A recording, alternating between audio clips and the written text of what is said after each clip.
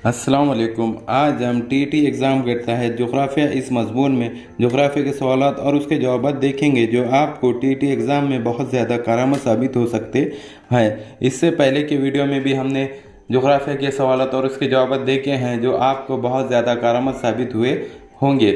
ये video paper first और paper second को मद्देनज़र रख कर बनाया जा रहा है। इसमें पहला सवाल इस तरह दिया गया है कि गहन कब वाक़ होता है। अब गहन जो है वो कब वाक़ होता है, तो यहाँ पर जवाब इस तरह दिया गया है। अमावस और पूनम के दरमियान के दिन सूरज, चाँद और ज़मीन, कौन कौन, सूरज, चाँद और ज़मीन ख़त मुस्तक़ीम में आते हैं। कहाँ पर आते हैं? ख़त मुस्तक़ीम में आते हैं, तो गहन वाक़ होता है। तो क्या वाक़ होता है? गहन वाक़ होता है। अब यहाँ पर दूसरा सवाल इस तरह दिया गया है कि सूरज गहन कब वाक़ होता है। अब का क्या है कि सूरज गहन कब वाक़ होता है? सूरज और ज़मीन के दरमियान चाँद आने से। अब सूरज और ज़मीन के दरमियान क्या आने से? चाँद आने से सूरज गहन होता है। क्या होता है? सूरज गहन होता है। सवाल इस तरह भी आ सकता है कि सूरज और ज़मीन के दरमियान चाँद आने से कौन सा गहन लगता है। तो कौन सा लगता है? सूरज गहन लगता है। अब यहाँ पर अगला सवाल इस तरह है कि चाँद गहन कब वाक़ होता है। अब जो चाँद गहन है वो कब वाक़ होता है, तो यहाँ पर जवाब इस तरह दिया गया है कि सूरज और चाँद के दरमियान ज़मीन आने से। कब? सूरज और चाँद के दरमियान क्या आने से? ज़मीन आने से चाँद गहन लगता है। सवाल इस तरह भी पूछ सकता है कि सूरज और चाँद के दरमियान ज़मीन आने से कौन सा गहन लगता है, तो वो उस वक्त चाँद गहन लगता है। अब यहाँ पर अगला सवाल दिया गया है, मकसदी नक्शों से क्या मुराद है। अब जो मकसदी नक्शे है उससे क्या मुराद है, तो यहाँ पर सही जवाब दिया गया है किसी मखसूस मकसद के तहत। क्या? किसी मखसूस मकसद के तहत बनाए जाने वाले नक्शों को मकसदी नक्शे कहते हैं। क्या कहते हैं? मकसदी नक्शे कहते हैं। अब यहाँ पर अगला सवाल इस तरह दिया गया है कि वस्ती स्यादरी किसे कहते हैं। अब क्या है? वस्ती स्यादरी किसे कहते हैं। अब यहाँ पर जवाब इस तरह दिया गया है कि गोवा और कर्नाटक रियासतों में स्यादरी की पहाड़ियाँ सिलसिले में वस्ती स्यादरी कहलाती है। अब कहाँ पर? गोवा और कर्नाटक की जो रियासतें हैं उसमें स्यादरी की जो पहाड़ियाँ सिलसिले को, जो पहाड़ी सिलसिला है उसको वस्ती स्यादरी कहते हैं। यानी जो पहाड़ी सिलसिला है उसको वस्ती स्यादरी कहते हैं। अब यहाँ पर अगला सवाल इस तरह दिया गया है, वस्ती स्यादरी के इलाके में पाए जाने वाले चोटियों के नाम लिखिए। जब वस्ती स्यादरी के इलाकों में, कौन से? वस्ती स्यादरी के इलाकों में पाए जाने वाली चोटियों के नाम लिखिए। तो यहाँ पर नाम इस तरह दिए गए हैं कि इन इलाकों में, इन रियासतों में केमन, गोंडी और कोदरियामुर्ग नामी चोटियाँ वाक़ है। अब यहाँ पर अगला सवाल दिया गया है, स्यादरी पहाड़ और मशरक़ी घाट कहाँ मिलते हैं। अब क्या, कौन कौन? स्यादरी पहाड़ और मगरिबी घाट कहाँ मिलते हैं, तो यहाँ पर जवाब इस तरह दिया गया है कि स्यादरी पहाड़ और मगरिबी घाट दोनों तेलगिरी पहाड़ पर आकर मिलते हैं। कहाँ पर? तेलगिरी पहाड़ पर आकर मिलते हैं। कौन कौन? स्यादरी पहाड़ और मशरक़ी घाट। यहाँ पर अगला सवाल इस तरह दिया गया है, उद्गे मंडलम सेहत अफजा मुकाम किस पहाड़ पर है। कौन सा? उद्गे मंडलम सेहत अफजा पहाड़ मुकाम किस पहाड़ पर है, तो यहाँ पर सही जवाब दिया गया है नीलगिरी पहाड़ पर उद मंडलम सेहत अफजा मुकाम है। तो कहाँ पर है? नीलगिरी पहाड़ पर। अब यहाँ पर अगला सवाल दिया गया है, मशरक़ी घाट के शुमाली इलाकों की अहम चोटियों के नाम बताइए। कहाँ के?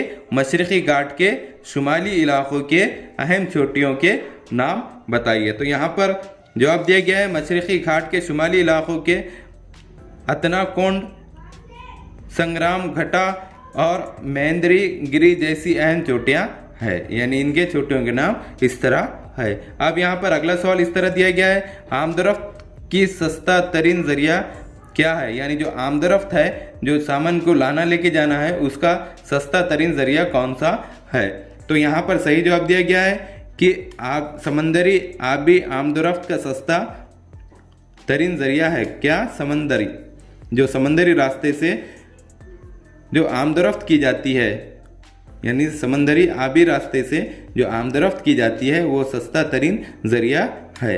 अब यहाँ पर अगला सवाल इस तरह दिया गया है कि बर्रे आज़मी तख्ता किसे कहते हैं? क्या किसे कहते हैं? बर्रे आज़मी तख्ता किसे कहते हैं? यहाँ पर सही जवाब दिया गया है कि साहिल से जुड़े और समंदर में डूबे खुश्की के हिस्से को बर्रे आज़मी तख्ता कहते हैं।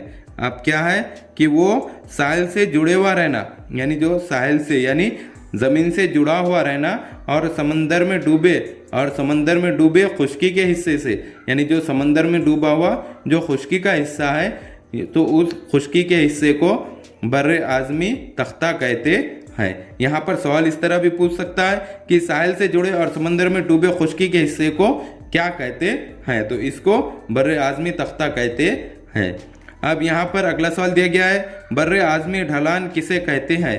अब क्या है? बर्रे आज़मी ढलवान किसे कहते हैं, यानी बर्रे आज़मी ढलवान किसे कहते हैं? यहाँ पर जवाब इस तरह दिया गया है कि समंदरी फर्श के तेज ढलवानी हिस्से को बर्रे आज़मी ढलवान कहते हैं। अब समंदरी जो फर्श होती है उसके तेज ढलवानी हिस्से को, यानी उसके तेज ढलवानी हिस्से को बर्रे आज़मी ढलवान कहते हैं।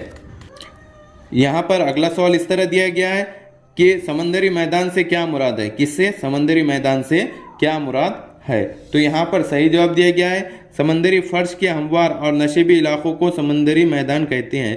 किसको? समंदरी फर्श और हमवार और नशीबी इलाके को समंदरी मैदान कहते हैं। अब यहाँ पर अगला सवाल दिया गया है, समंदरी मैदान पर ज़ेरे आब शक्लों के नाम बताइए। अब जो समंदरी मैदान है उस पर ज़ेरे आब जो शक्लें हैं उसके नाम बताना है। तो यहाँ पर सही जवाब दिया गया है, समंदरी मैदान पर पहाड़, टीले, सतह मुर्तफ़ा जैसी शक्लें ज़ेर आब नज़र आती है। क्या क्या है? समंदरी मैदान पर पहाड़ नज़र आते हैं, टीले नज़र आते हैं, सतह मुर्तफ़ा नज़र आता है, जैसी शक्लें ज़ेर आब नज़र आती है तो उसको हम ज़ेर आब शक्लें कहते हैं। अब यहाँ पर अगला सवाल दिया गया है, जज़ीरा किसे कहते हैं? क्या किसे कहते हैं? जज़ीरा किसे कहते हैं? तो यहाँ पर जवाब दिया गया है, सतह समंदर से उभर आने वाली पहाड़ी चोटियों के हिस्से को जज़ीरा कहते हैं। किसको? सतह समंदर से उभर आने वाली यानी ऊपर नज़र आने वाली जो पहाड़ी चोटियों को, किसको? पहाड़ी चोटियों के हिस्से को जज़ीरा कहते हैं। अब यहाँ पर अगला सवाल दिया गया है, समंदरी खंदक खाई किसे कहते हैं? क्या किसे कहते हैं? समंदरी खंदक या खाई किसे कहते हैं? यहाँ पर जवाब इस तरह दिया गया है कि समंदरी फर्श पर गहरे, तंग और तेज ढलवानी समंदरी इलाके को समंदरी खंदक या खुदाई कहते हैं। किसको कहते हैं? कि समंदरी फर्श पर गहरे यानी समंदरी फर्श पर गहरे और तंग और तेज ढलवानी समंदरी इलाके को समंदरी खंदक या खुदाई कहते हैं। अब यहाँ पर अगला सवाल इस तरह दिया गया है कि दुनिया की सबसे गहरी खाई कौन सी है, या दुनिया की गहरी खाई किस बहर में है? यानी दुनिया की सबसे गहरी खाई कौन सी है या दुनिया की गहरी खाई किस बहर में है, यानी उस बहर का नाम बताना है। तो यहाँ पर जवाब इस तरह दिया गया है, दुनिया की सबसे गहरी खाई खंदक मरियाना है। क्या है? मरियाना है, जो बहरुल काहिल में वाक़ है। जो कहाँ पर वाक़ है? बहरुल काहिल में वाक़ है और उसकी गहराई 11,034 मीटर है। कितनी है उसकी गहराई? 11,034 मीटर है। अब यहाँ पर अगला सवाल दिया गया है, बार खान किसे कहते हैं? अब जो बार खान है वो किसे कहते हैं?